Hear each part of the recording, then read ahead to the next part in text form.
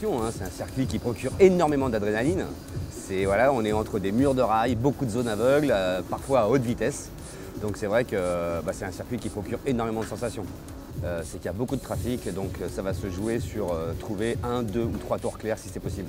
Parce qu'on a pu constater qu'au Libre, c'était pas évident de trouver des tours clairs, il y a énormément de voitures en piste. Tant mieux pour le championnat GT4, on a plus de 30 voitures, ça va faire du beau spectacle. Franchement, je suis excité parce que ça faisait longtemps que je n'avais pas roulé à Pau. Donc je suis vraiment très excité de revenir ici et c'est vrai que excité parce que voilà, aller chercher un très bon temps en qualif, c'est un vrai exercice. Je pense que c'est vraiment le circuit où le pilote peut faire la différence et donc j'espère que je ferai la différence.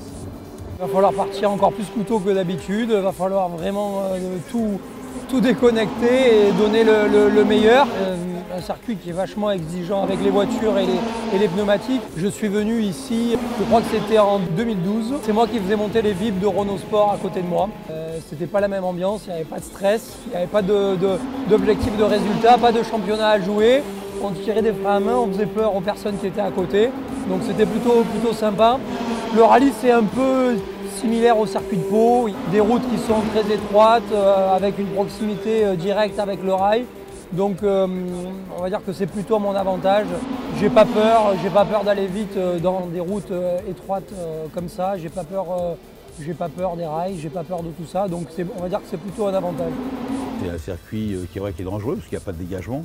C'est un circuit qui demande beaucoup de concentration pour les pilotes, beaucoup d'aptitude au réglage pour la voiture parce qu'il y a une adéquation qui se fait entre pilote et réglage de la voiture. Si ce n'est qu'un circuit en vide, c'est toujours un peu plus de pilotage que de réglage. Mais bon, c'est toujours un peu plus fun de rouler sur un circuit qui est en ville. Ouais, c'est pas plus gros suivi, c'est une aide psychologique à éviter de faire des bêtises, d'aller au contact, qui tape parce qu'on n'a pas forcément toutes les pièces dans le camion avec nous. Donc ils savent que si dès la première séance d'essai libre, par exemple, il leur arrive un problème, ils sont susceptibles de ne pas faire du tout le week-end.